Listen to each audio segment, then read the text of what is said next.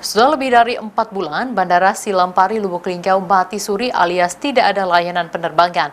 Direncanakan baru awal April nanti, ada 2 maskapai komersil yang akan kembali membuka jadwal penerbangan.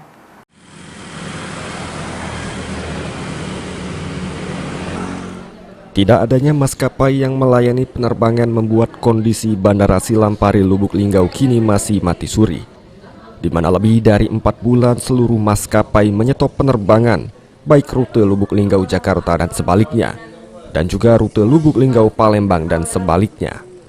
Meski demikian, dikabarkan pada April nanti, 2 maskapai komersil akan kembali membuka layanan penerbangan mereka di bandara termegah kedua di Provinsi Sumatera Selatan ini. Humas Bandara Silampari Lubuk Linggau Bandi mengatakan, belum bisa memastikan terkait kabar tersebut.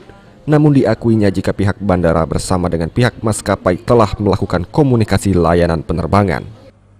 Kami pengennya ya di atas 50% ending gitu kan.